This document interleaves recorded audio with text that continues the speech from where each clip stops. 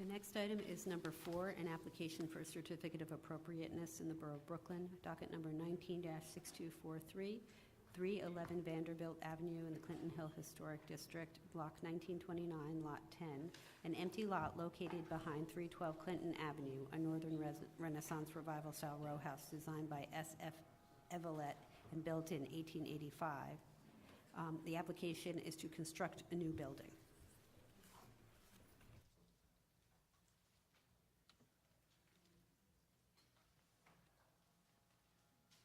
Good morning, Commissioners. Derek Danneran, Preservation Department staff.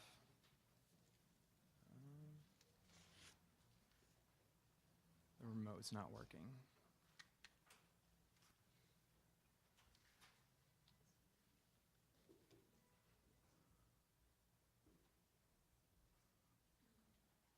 Yeah, I did.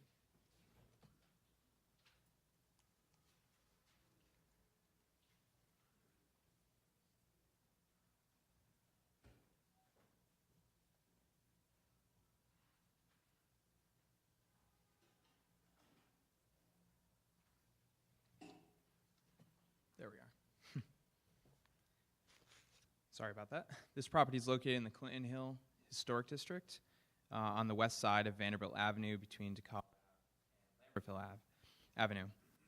Please note that the empty lot that's located on the Vanderbilt Avenue side is a through-block lot from a building that was constructed on 312 Clinton Avenue.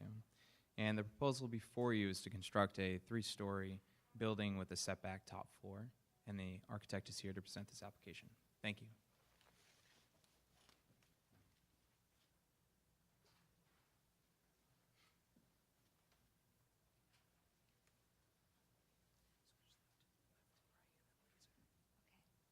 Hi, my name is Ramona Albert.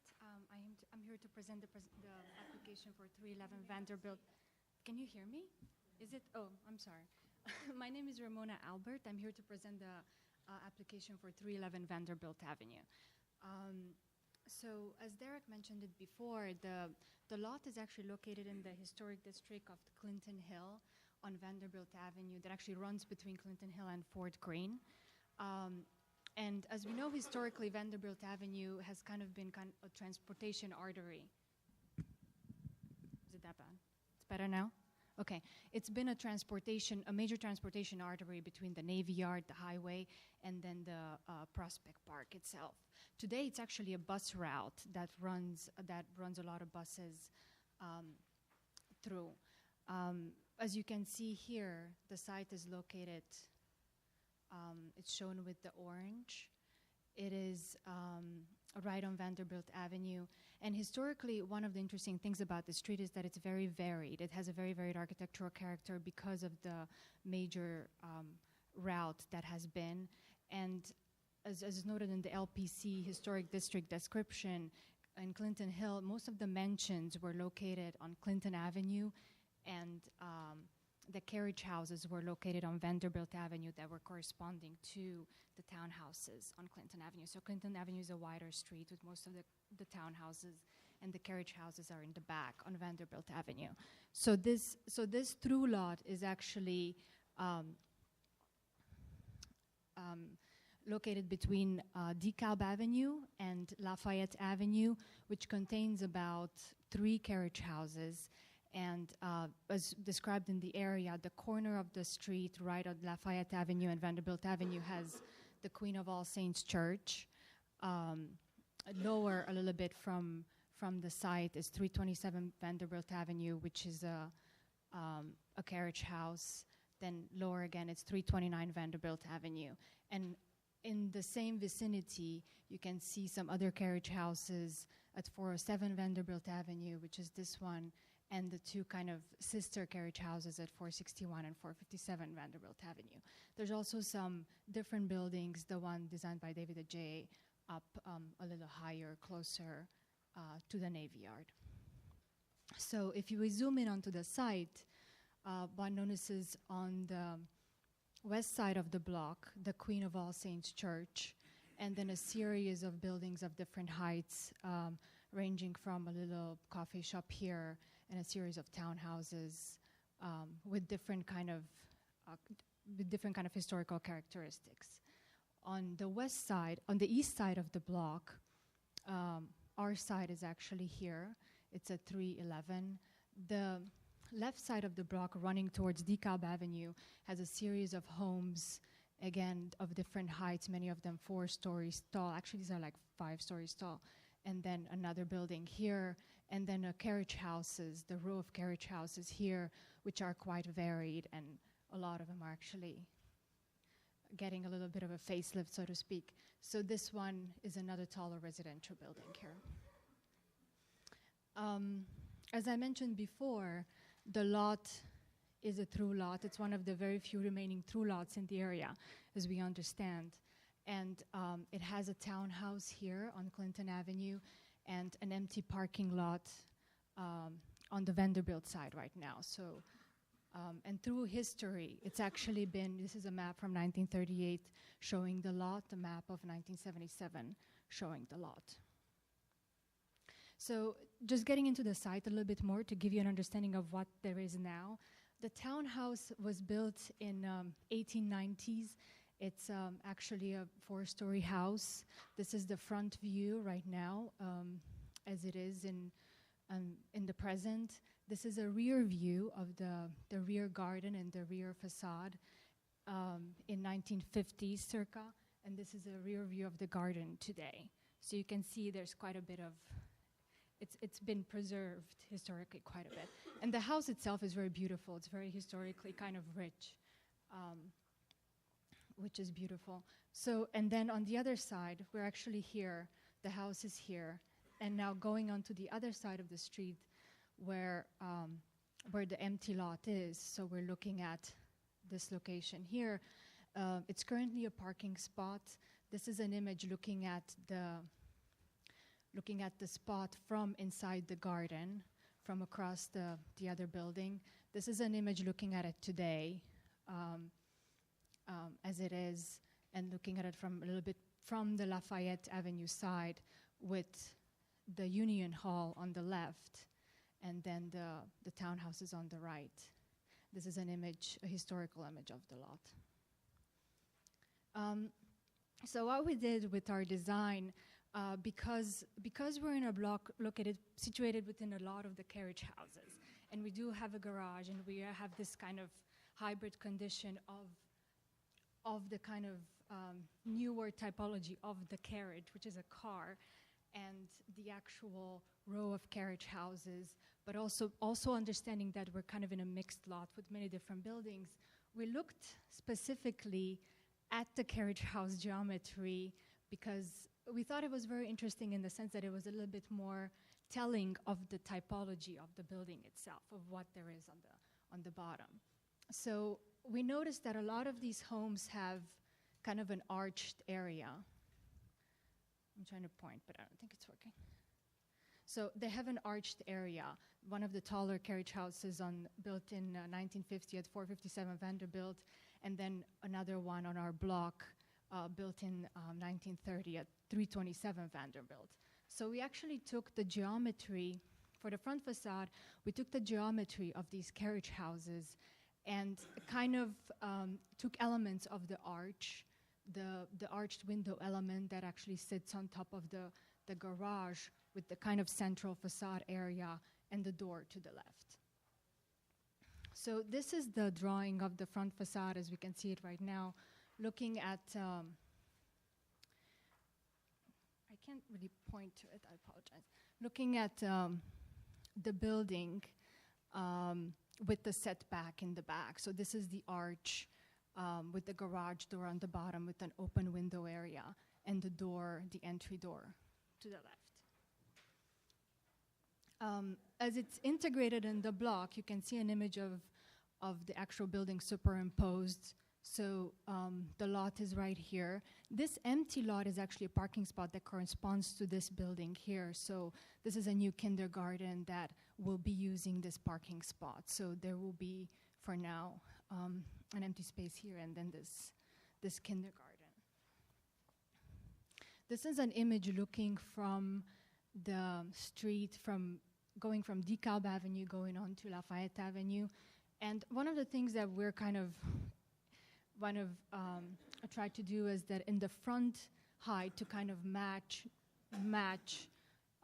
the buildings on the left side, but also correspond mostly to the carriage houses onto the right side, because those are the ones that we're interested in kind of emulating in the building itself. You can see also that the materiality is it's lighter in color. And the reason for that is because there's so much variation on the block, and a lot of these carriage houses are lighter. So we try to kind of connect to those homes rather than to the other ones that are darker on the block. It seemed to be more neutral, so to speak. This is another image looking from across the street, and a front image looking at the entrance, the front facade, and then the little setback in the back. And then going around the block to the other side. And then again, some images of the lower down the block, and then the way you see it from Lafayette Avenue as you look up to the block. So these are kind of the views from the angles around the actual block. The thing is that it's a very closed up block. In many of the cases, the corner buildings are very tall, so you don't really see much. But there are also moments actually where the building is visible. So one of the moments is, if you look at number 2, it's a view from DeKalb Avenue and Vanderbilt Avenue, which is the furthest point on the block. And as you go further, it's kind of hard to tell where the building is. Going around it, there is a little spot on view number 5 where you're standing on Lafayette Avenue, where again you can see into the block, but it's kind of farther, so it's really difficult to see the buildings there. So it's very, very far. Then this is a site from Clinton Avenue and Lafayette, which you can't really see. So again, the reason for this kind of archway that we considered was mostly because of the carriage houses and because of this element of the carriage house that we considered very interesting and to the project, but also because a lot of the buildings in Clinton Hill have this kind of archway that enters into that kind of brings you into the space. So there's always this little geometry change between the facade and then the way that you enter, kind of inviting you into the space. So this was another moment where we looked at some of the buildings and entrances and facades in the area.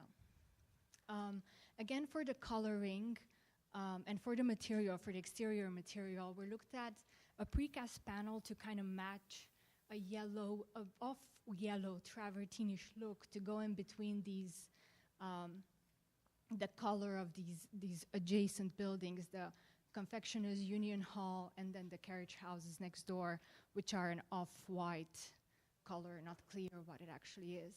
And we matched the garage doors to be the same color with the building itself. These are views from across the street, and this is a section through the site, looking at the building, the existing building, and then the new building itself. So showing the setback and the views of the setback from across the street.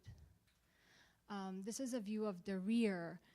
And actually, one of the things that I need to point out that what we're doing in the rear, instead of having that railing that we're putting against the HVAC, we're using the same kind of wood railing up above here. So that I think makes it a little bit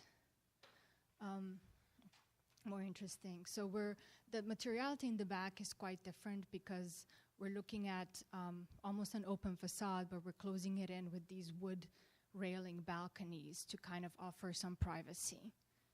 And then the garden, it stays very similar to as it was before. The parking spot stops about here right now. So we're not really touching much of the garden up until that point, and we're keeping it the same. So this is the rear view. These are the plans of the building. As you can see, it's a simple layout with a small cellar that actually stays above the cellar of the adjacent building, and then the garage, and the first, second, and the third floor setback here. The roof actually doesn't have much on it except this equipment, and the equipment is It's just an ERV and an air handling unit, so they're quite small. They're about, you can see them in the section here. This is the size of the equipment itself. And these are section drawings through the facade and through the plan itself. So, if any questions, thank you so much. Thank you. Are there any questions? Yes, Diana? As you're looking at ways of making this contextual, there's a lot of verticality to the facade, the front facade.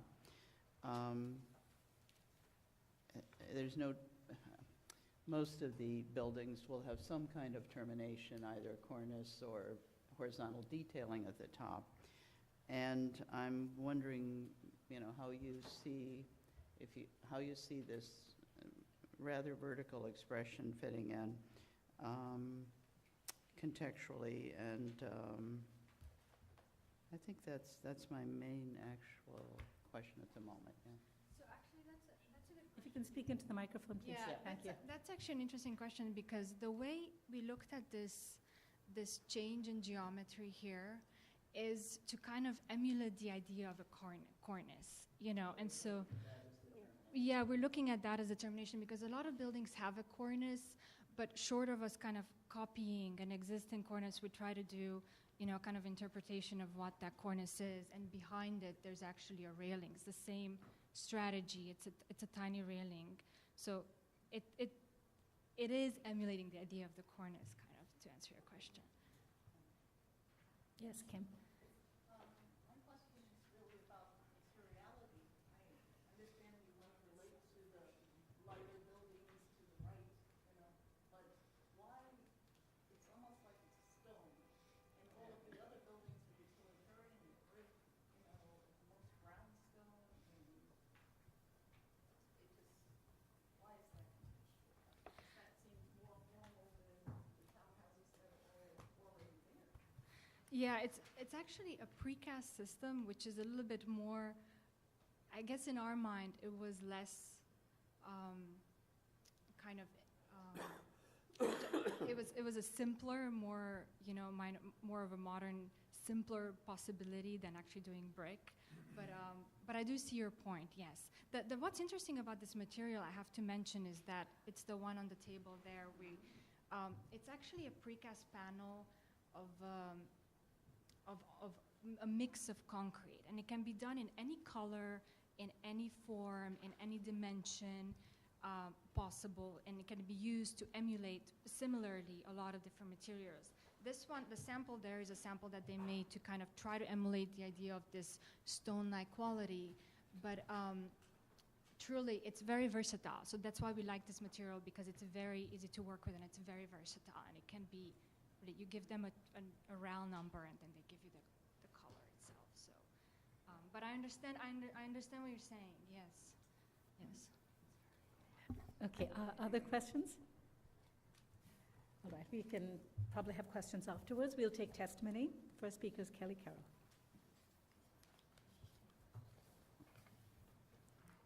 Kelly Carroll, Historic Districts Council.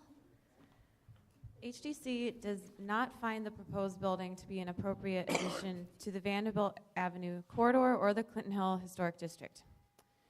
The committee was not convinced of the design evolution based on the existing context either. The contextual borrowed element which is driving the design is a single massive concave arch which dominates this facade. While this curve is found along the street, it is employed on the other facades in a tripartite divisions which are also symmetrical. The proposed design is a grand gesture imposed on a monolithic asymmetric facade which results in an interruption of the scale of the block. Nowhere in this historic district is there a precedent of a double height glazing floating above a garage door. The material of simulated travertine evokes a modernist with a capital M sentiment which appears as more alien than a contextual statement. The applicant pointed to 208 Vanderbilt Avenue, a new building designed by Ajay and Hodson, as a precedent. This building is not included in the historic district, but for argument's sake, this building is more successful for several reasons which the proposed design should take cues from. For one, It is of a smaller scale with no visible rooftop addition, thus defaulting to its historic neighbor. 2, its non-traditional material choice is broken up into panels on the facade, eradicating its appearance of a monolith. And 3, its window openings, while not symmetrical, also play to a tripartite configuration. HDC looks forward to seeing a revised proposal at a future public meeting. Thank you. Thank you. The next speaker is Adrian Walsh.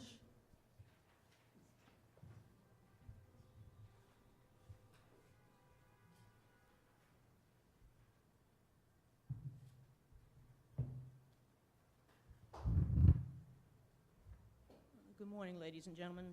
I want to thank you for allowing me to speak this morning. My name is Adrian Walsh. I am the daughter of Neil and Kathleen Walsh. I grew up at 309 Vanderbilt, and now while I live 2 blocks away, I make periodic repairs to the building when needed. For over 20 years, I owned and operated a business specializing in the restoration of ornamental and flat plasterwork, as well as brick and masonry work in historical buildings. For the last 20 years, I served and continue to serve this city as a lieutenant in the New York City Fire Department. I am assigned to the Special Operations Command and respond to every major emergency and fire from 86th Street to the Battery. I am here today to address the proposed construction at 311 Vanderbilt Avenue. In addition to the overwhelming height and breadth of it, I am also concerned with new construction abutting a row of over 145-year-old brownstones. Buildings, like human beings, age. As they age, they get brittle and more susceptible to damage from torque and vibrations than at any other time in their history. The lot that is being considered is listed at 15 foot 7 inches. This is not a lot of room for error and not a lot of room to allow for buffer space while construction is taking place. My concern stems from the fact that I respond to multiple unstable facades and collapses every week, and sometimes multiple times a day in my work life. With the unbridled construction that is now going on in the city, buildings are at a constant risk from undermining, vibrations, and torque. It happens all too frequently that the building next door to the construction site cannot handle the impact of the new project and the heavy machinery now used. Facades fall with regularity, and collapses occur far more often than is being publicly reported in this city. I have used high-angle equipment as well as cranes with man baskets to remove injured workers from dangerous sites after accidents have occurred. One of the most disturbing of these construction accidents was when I had to work for 3.5 hours next to the body of a dead construction worker. His neck had been snapped by the 5 floors that unexpectedly and without warning fell on top of him. The debris pile was so precarious we did not dare to try to remove him before removing his coworker, who was also buried but still alive. If the debris pile had shifted, we would all be in grave danger. Over 30 years ago, while working on the restoration of a 3-story brick townhouse, I was almost crushed by the back wall that unexpectedly gave way. Once again, no signs or symptoms of collapse, yet it came down in one piece. If it wasn't for the 2 men I was working with, I may not be here today. Accidents happen far more often than we realize in the construction business, and even when protocol is followed and all of the I's are dotted and the T's are crossed, collapse can still occur, especially when working in close proximity to buildings that are over 100 years old. The consequences can be very costly and at times tragic. Robert Wagner created this commission to preserve the history of the city and its neighborhoods. It is at this time that this commission is more important than ever. As these buildings continue to age, they are in great need of constant repair. Aesthetics should not be the only thing that is vetted, but also the space surrounding the construction and the buildings that abut it.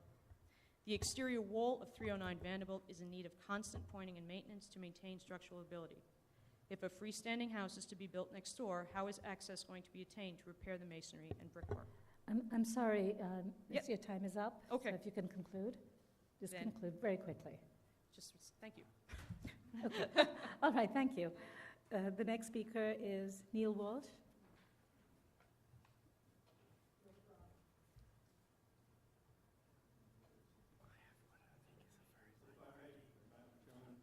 My name is William Bronner, and I have associated with Neil Walsh. I am a resident of 294 Vanderbilt Avenue across the street. I've split my time between law and construction. As a lawyer, I was one of the draftsmen of the brief of the New York City Bar Association on the Grand Central case. And as a contractor, I have renovated 2 buildings in the neighborhood on Waverly Avenue to the standards of the Historic Preservation Investment Tax Credit. I've also been involved in heavy timber frame outside the city. I have no opinion. I am not an architect. I cannot speak to the quality of the design. I am a former officer of the local Historic Preservation Association, which I'm not active in now, so I don't know if it's still active, but I'm speaking only as an individual. My issue is the context in which the building appears.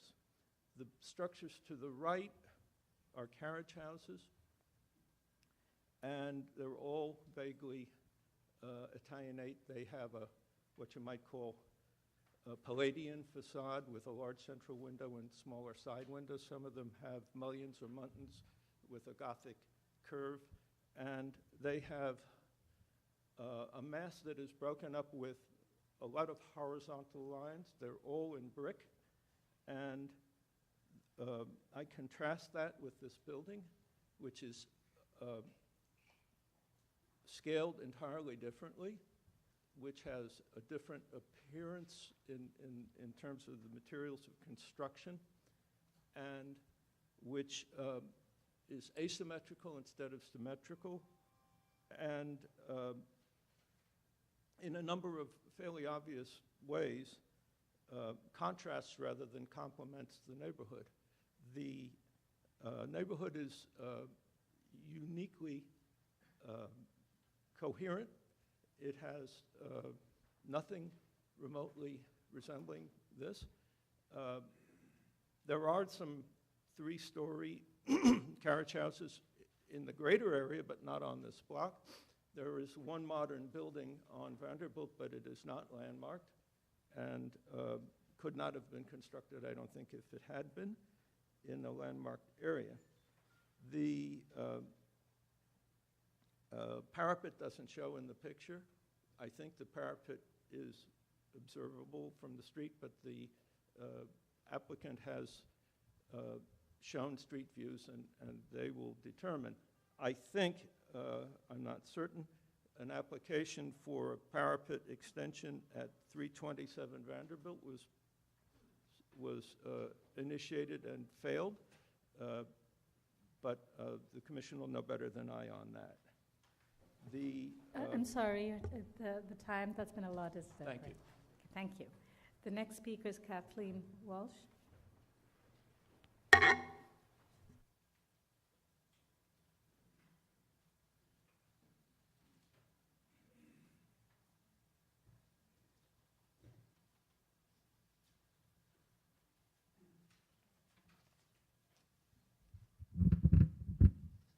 Thank you.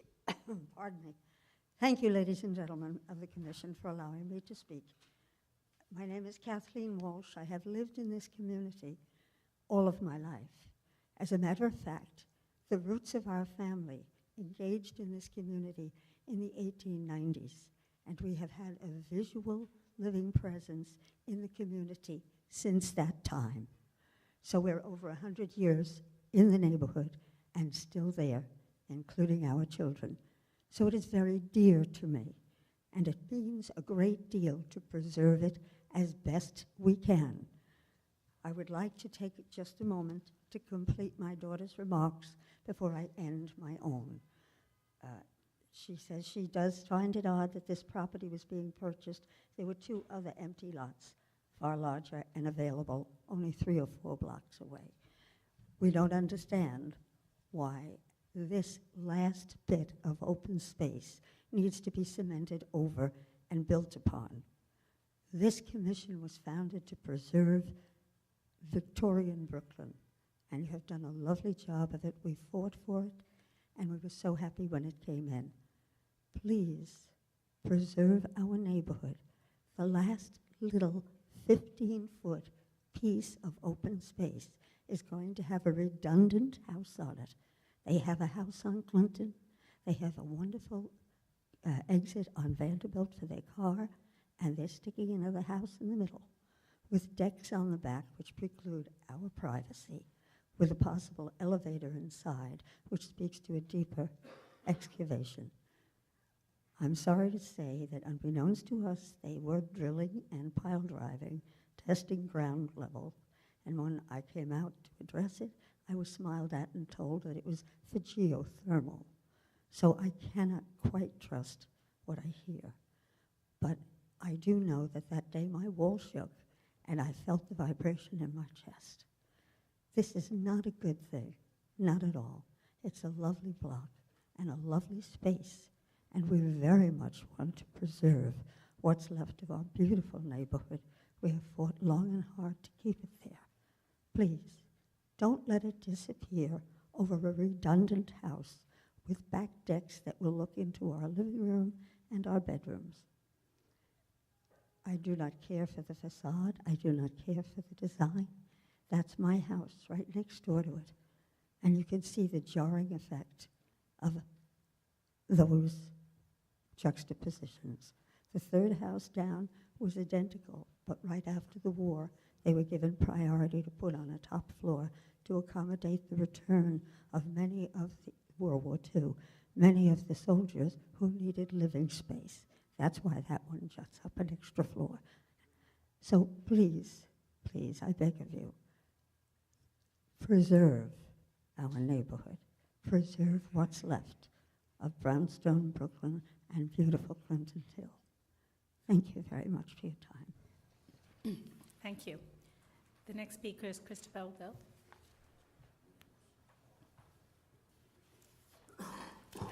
Christabel Goff for the Society for the Architecture of the City.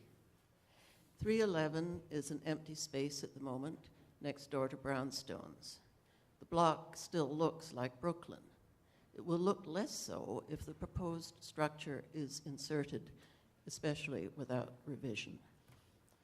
Preservationists always ask architects to consider the context, but before this suggestion is allowed to become totally formulaic, it needs to be thought out. What it should not suggest is taking a single architectural feature found on the street, a feature whose proportions and divisions are either ignored or misunderstood, and pasting it onto whatever you meant to build in the first place. That is not contextual architecture. The use of the modified arch here completely fails to establish a relationship, which in any case would be impossible for a structure made in an imitation of travertine. It appears to have strayed from Lincoln Center in Manhattan. The presentation materials show a photo of an internationally admired small studio further north on Vanderbilt, designed by David Adjaye. Presumably, this was to make a case for contemporary design in an historic setting, which is always an option. The Adjaye building, of course, is not in either of the historic districts that adjoin Vanderbilt Avenue, and was so not required to be contextual. Interestingly, it does not echo any neighboring architectural feature or align horizontally or vertically with anything nearby, and is made of a completely inauthentic material, some kind of dark gray textured synthetic panel. Having broken every rule known to preservation, it takes its place in a totally convincing manner as if it were always meant to be there, does no harm to neighboring buildings, and brings a broken block together. That counts as contextual. Thank you. Thank you. The next speaker is William Bronner.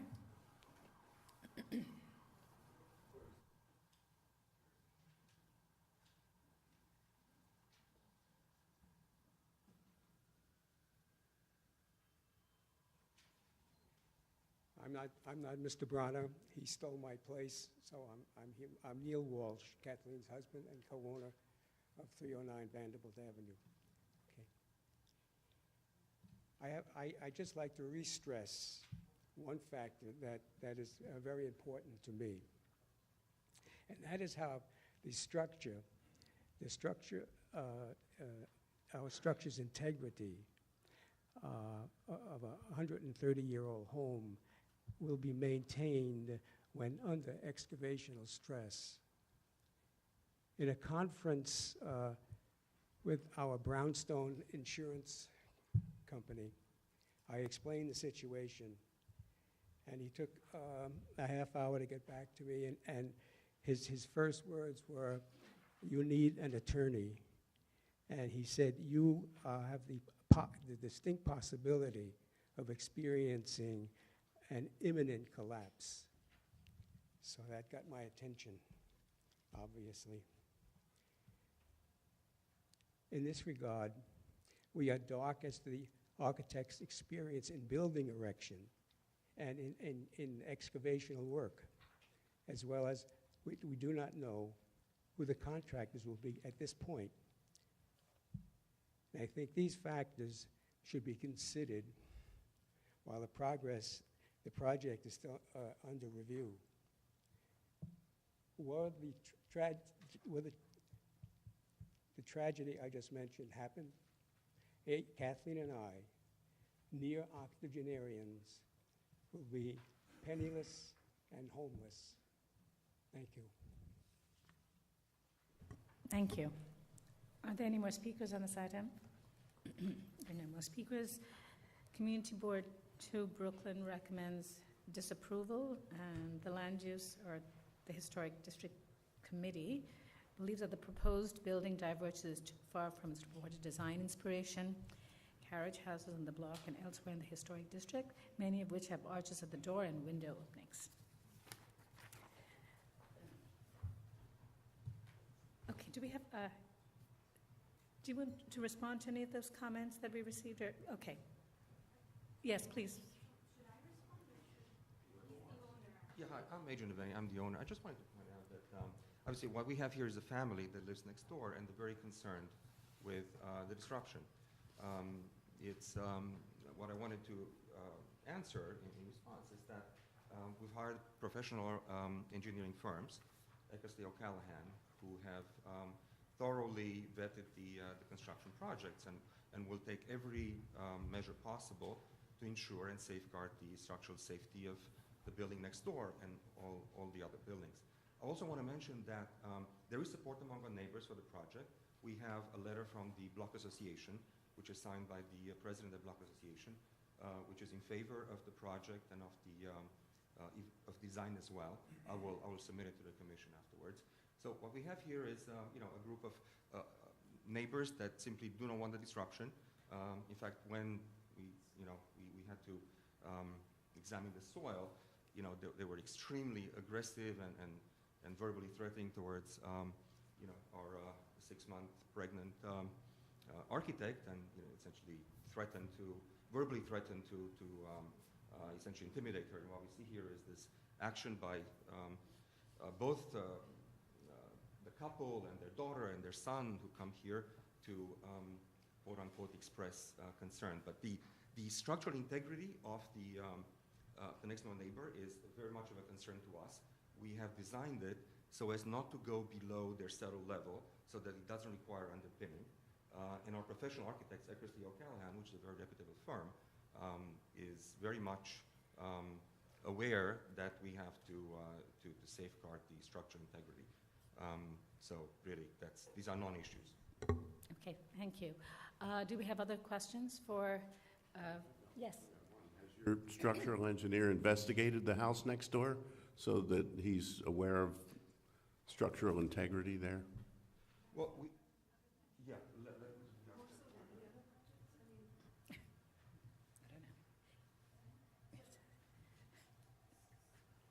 So we have two engineers. We have GZA and we have Eckersley O'Callaghan. And GZA has done a subsurface exploration, and they've done obviously the drawings for the cellar level.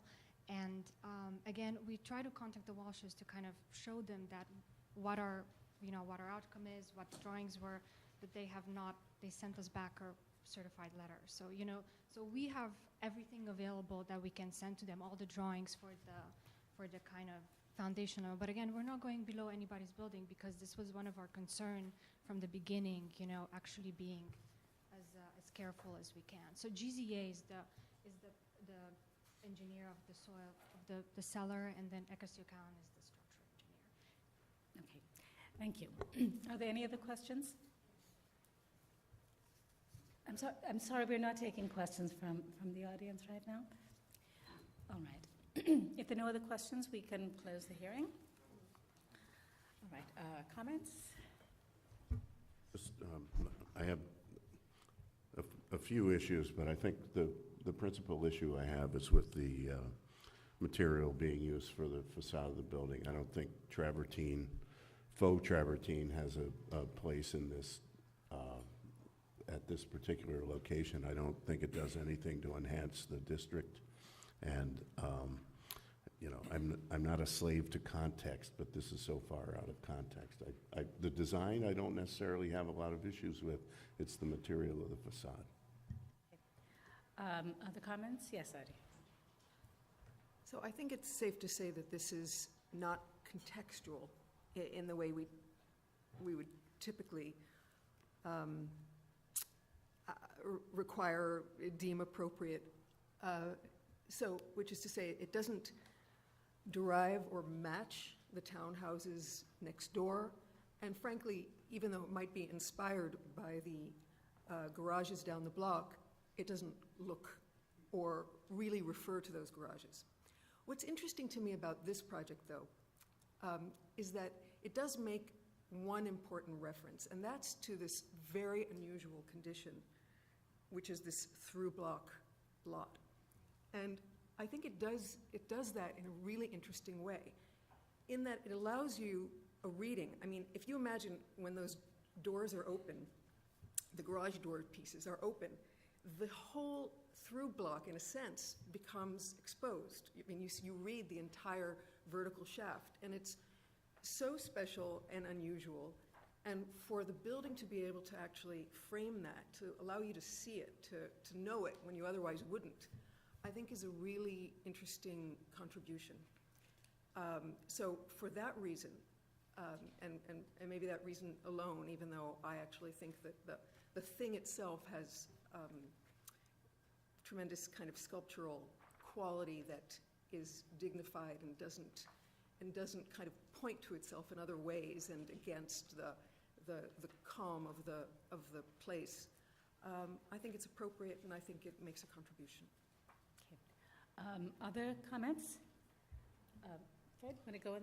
Fred and then Kim. No, go. Oh, okay, Kim. Always It's harder. I agree, it's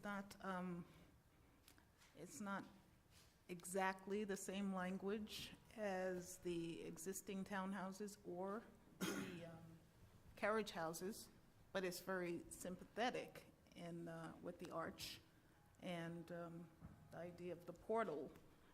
And although it's more contemporary, I think it actually is contextual in a way. You know, it's not exactly the same, but it's a very nice design. It's very well proportioned, and except for the cornice and the arch being a little higher, it's really, you know, the proportions are somewhat matching what's in the townhouses next door, except it doesn't have 3 bays. It's more like a 2-bay, but it's sympathetic, and I think it's approvable and it's acceptable.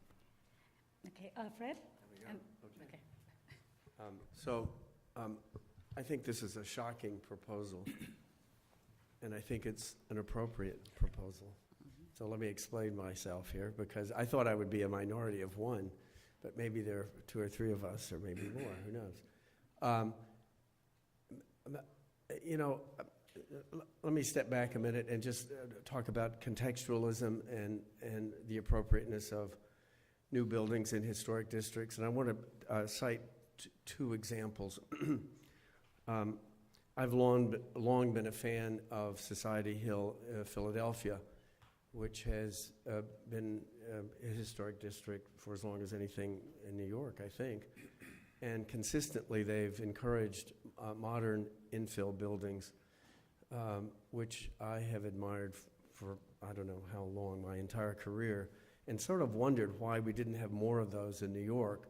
Well, we're getting to have more of those now, but I think Philadelphia and Society Hill has shown the way.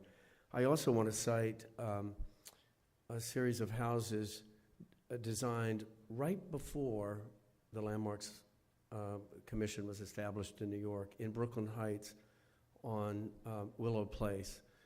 Extraordinary so-called mid-century modern houses by Mary and Joe Mertz, which I don't know a soul who doesn't love those buildings. And they, you could say, don't follow the traditional approach to contextualism, but I think most people feel that they somehow fit in. So where am I going? I think what I'm trying to say is that contextualism, as has been expressed here by two commissioners already, should be seen in a much broader way. To say that these buildings next to it have a cornice, and therefore a cornice, even a modern cornice, should be drawn across, I think sometimes is the right thing. But in the hands of a very creative, lyrical architect and design, sometimes these things should be broken. To say that the houses to the left, are 3 punched openings, and therefore we should have 3 punched openings. Again, in the hands of a different architect might be the right thing, but it also can be broken in the hands of I think, a beautiful design. So sometimes just great design, and that's all in the eyes of the beholder, I understand. But in my eyes, this is a beautiful, lyrical building. And I'll point out one thing that's probably so politically incorrect I shouldn't say it, but I will. If brownstones are this masculine sort of thing all over New York, this beautiful, lyrical, feminine design is really gorgeous. And I think it would be such a refreshing change. It is contextual in my judgment because of the height. The basic partie, you could say, as Kim has said, is contextual. So I'm really very enthusiastic about it. Is a travertine-like material the appropriate question? I think that's a legitimate question. But the architect has explained that the material, which is not travertine as I understand, but just something that looks like it here, could be something else, could be something perhaps a little darker, a little less porous, or something like that. So I would be persuaded that maybe that should be looked at, but honestly, I wouldn't change a thing else. All right, other comments? Let Michael go first. What an interesting conversation about an interesting proposal. And I think it's also worth noting that two of our staunchest advocates both cited an aggressively modern building as a contextual one in their testimony, which I thought was unusual and interesting. Also, and when I'm in hearing that testimony and looking at the presentation, what I think is significant about this project in pulling it back from being rote contextual is somewhat the material, but I think more of it's the monumentality of it. I think that in all of the examples shown of buildings in the neighborhood, there's only one building in the context that's been discussed or that's been portrayed today that has this monumental scale, and that's the church across the street. Mm-hmm. And I think if you were to kind of glance down this block, that would be the association that you would make with this structure. It would be with the church kind of almost immediately across the street, and its very tall, multi-story terracotta, I believe, arches. And so that's why this building, for me, kind of has, and it was noted in the testimony also, and I certainly got it, that this has a kind of, Philip Johnson in his classical mode kind of vibe to it. And I think that is accurate. It has that for me.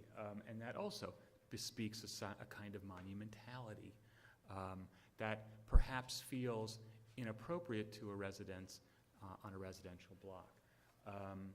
And to the extent that it is divergent, I think it is in its grandiosity, because even the quite modest carriage houses that were cited as the precedent always undercut their monumentality by having small punched windows and lots of little detail, all the things that that the grand arches were puffing up a very, very hyper modest building type. And here you have none of that modesty and all of the grandiosity. That said, I'm okay with it. I think that the scale of the structure, the strict alignment with the cornice line, the diminutive perimeter, the fact that it's on a fairly heterogeneous block with the church, with the Union Hall, with the carriage houses and townhouses, mean that it's going to fit in even if it's not going to be the same. It's not going to be, its distinctiveness is not going to be so jarring that it affects the district in a negative way. This is not one of those Park Slope or Ridgewood blocks where everything is pristine and perfect, and any jiggling of the balance would throw the whole thing off. This is a block that has some uniqueness to it, some idiosyncrasy to it, and I think it can certainly take this, especially when it's going to be next to an open lot that will evidently remain open for a while, as long as the daycare center preserves it as a playground or a garden. So I agree with Michael and with Fred that the material probably does a bit much to exaggerate or accentuate those pretensions to grandiosity. And I think that the precast, as the material, is very flexible, and instead of pushing it in the direction of pomposity, it could pull it down, and that might be a good exploration for them to make. Another consideration could be the scale of the panels, the scale of the joints, things like that. But I think they could explore that with staff, and I think that as a general concept, I think it's interesting and appropriate. Okay, Diana, you wanted to say something? I actually very much like the design, and so I was sort of reacting to the issues of what did I feel might not work as contextually, which is why I asked the question about the verticality. And obviously I can see the arches is one termination to it, though it continues to kind of float upward, and there's not a lot of strong horizontal elements, though there are horizontal elements that are trying to work with the context. So I wanted to hear from particularly the architects on the panel, how they felt about it, because it is a very attractive building, I think, in and of itself. And I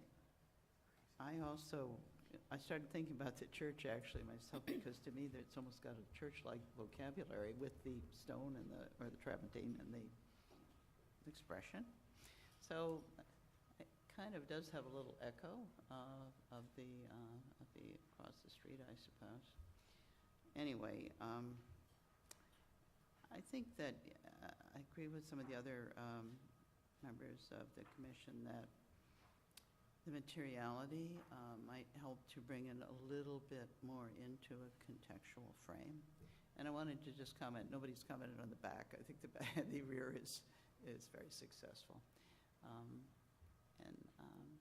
think though it's very unusual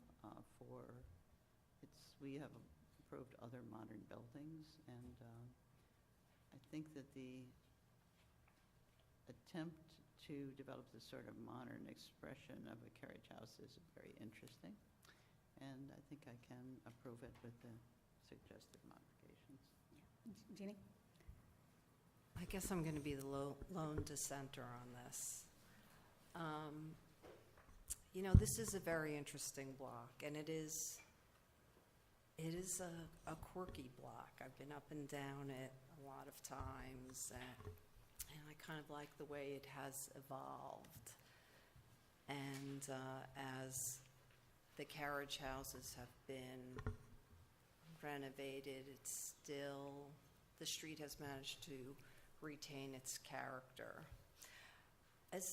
Although I think this is an interesting design, I really don't feel like it fits within the vocabulary of what's here.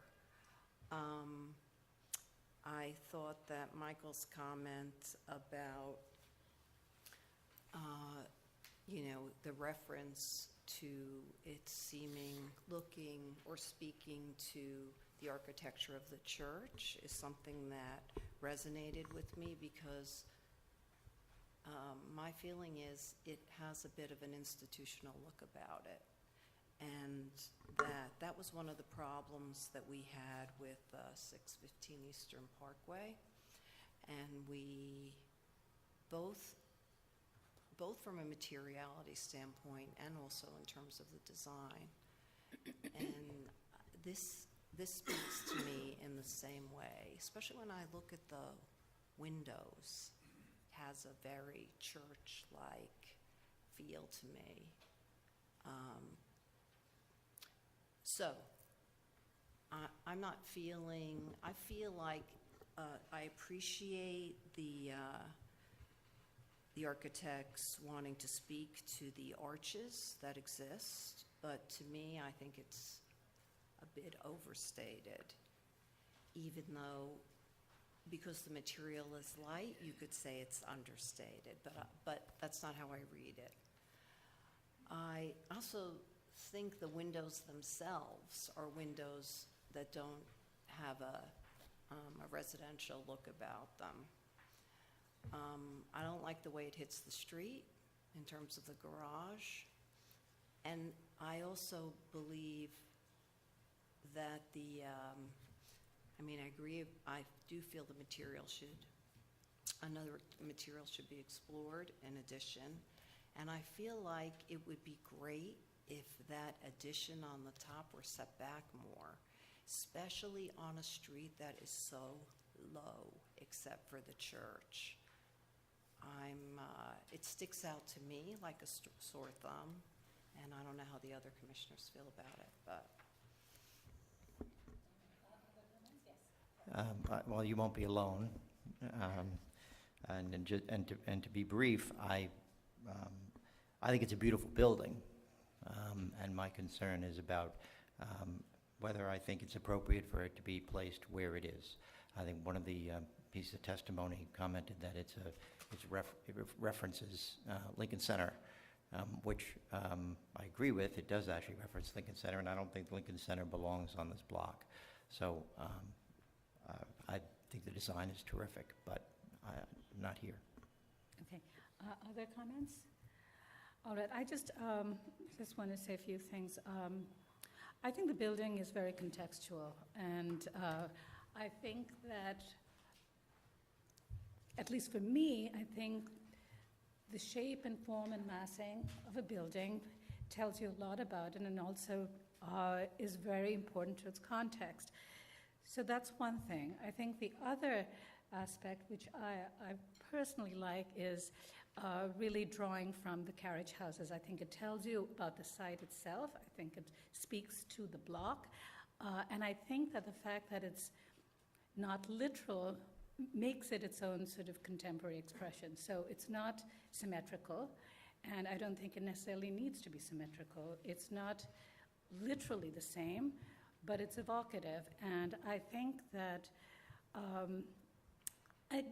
with some of the commissioners, I think this block is varied enough to allow for different expressions.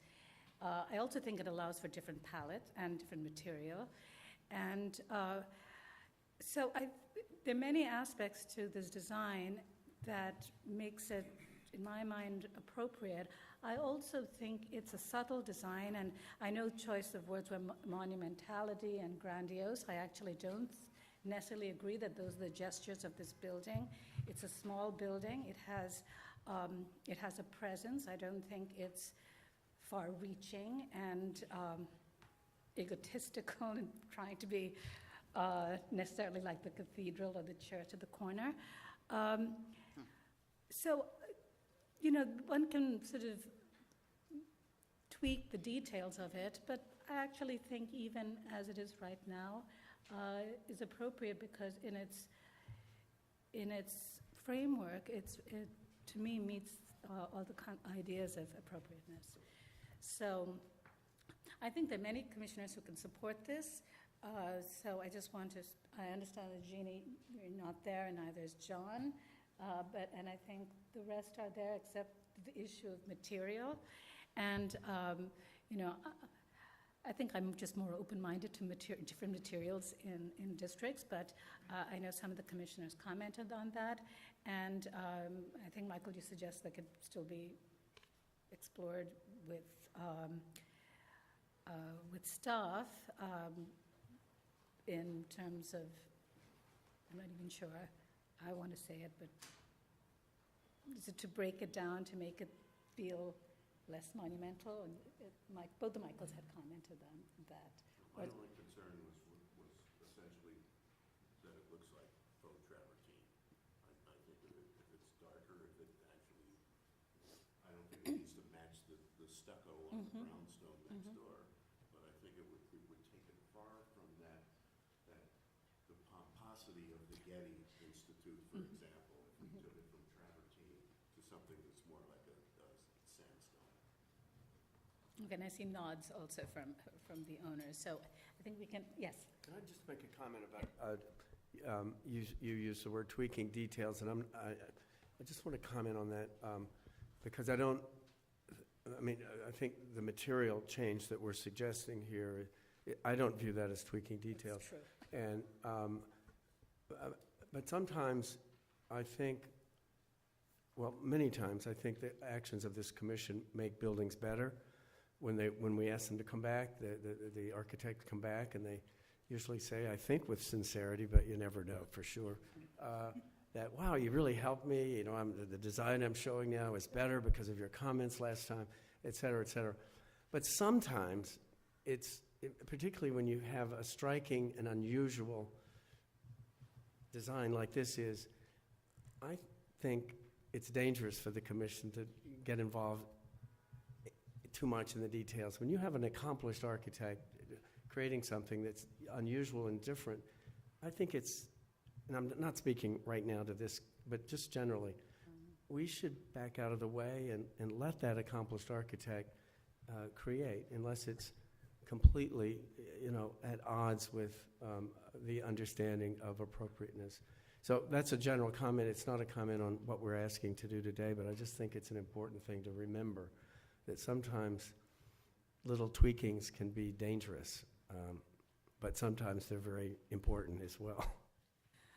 All right. Well, let me ask the commission. I completely agree with you. I think that, I was talking about the tweaks as well. You could introduce more spandrels and all these things in the windows, but I think that the materiality, which is something that is being explored, and it is, it's a big part of the building, and so I think if the commissioners feel more comfortable, if we ask them to sort of restudy that material and come back to us, I see nods in one direction. I don't even know if it has to come back to us. I think we have a very knowledgeable staff person on this project who can make decisions about it. And the applicant's already indicated a willingness to do it. When she presented it, she said that it's modifiable. She wouldn't have said it if she didn't want to tell us that it was modifiable.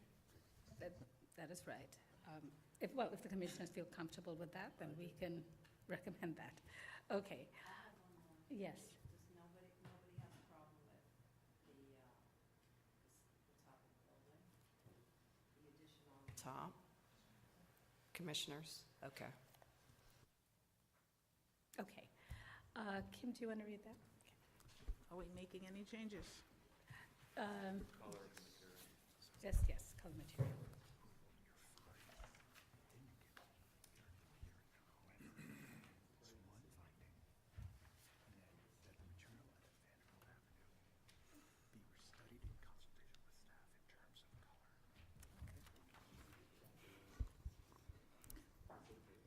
In the matter of 311 Vanderbilt Avenue, Clinton Hill Historic District, an empty lot located behind 312 Clinton Avenue, a Northern Renaissance Revival-style row house designed by S.F. Evelett and built in 1885. Application is to construct a new building. I note that the vacant lot is part of a through block in which a townhouse exists facing Clinton Avenue. I also note that the designation report describes Vanderbilt Avenue as containing a carriage house, stables, and service buildings that serve their corresponding townhouses and mansions located on Clinton Avenue. I recommend approval with modifications, finding that the construction of the new building at this site will improve the continuity of the street wall, which is currently broken by the existing vacant lots. That the carriage houses and service buildings developed on Vanderbilt Avenue directly correspond to the townhouses and mansions on Clinton Avenue. Therefore, the proposed building on this through-block lot with garage door and carriage house-like features will continue this tradition. That the height of the Vanderbilt Avenue facade at the street wall will be in keeping with the general scale and overall volume of row houses and carriage houses on this block, and therefore will not overwhelm the adjacent buildings. That although the projecting curvilinear surround at the multi-story window assembly is an atypical feature, it is evocative of arch masonry work found at carriage houses, as well as projecting facade elements such as window and door surrounds in bays, and therefore provides an interesting contemporary interpretation of these architectural features found on buildings on this block.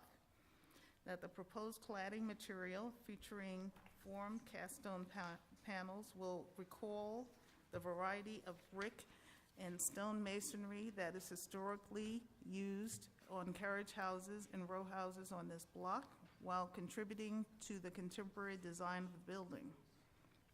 That the fenestration at the lot line, although atypical in terms of pattern and shape, will be in keeping with contemporary design of the overall building and will be set back significantly from Vanderbilt Avenue facade, therefore will not call undue attention to itself.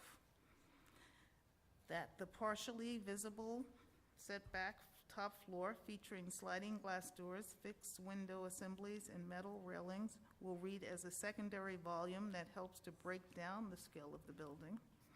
That the layout of the front areaway featuring bluestone paving and planting strips will be consistent with the neighboring areaways and curb cuts found on the street. That carriage houses historically had large doors at the base of the building, therefore the proposed garage door at the ground floor is in keeping with this historic feature. That the proposed rear facade projecting slightly beyond the adjacent row houses and above a recessed base will feature full-height sliding doors, assemblies in wood and glass railings, and projecting balconies that abstractly reference floor divisions typical of historic rear facades and will not be visible from the public thoroughfare. And that the alterations to the rear yard, including excavation, regrading, and installation of stairs, fencing, and large areas of planting between the new building and the existing building will be consistent with the treatment of rear yards on this plot.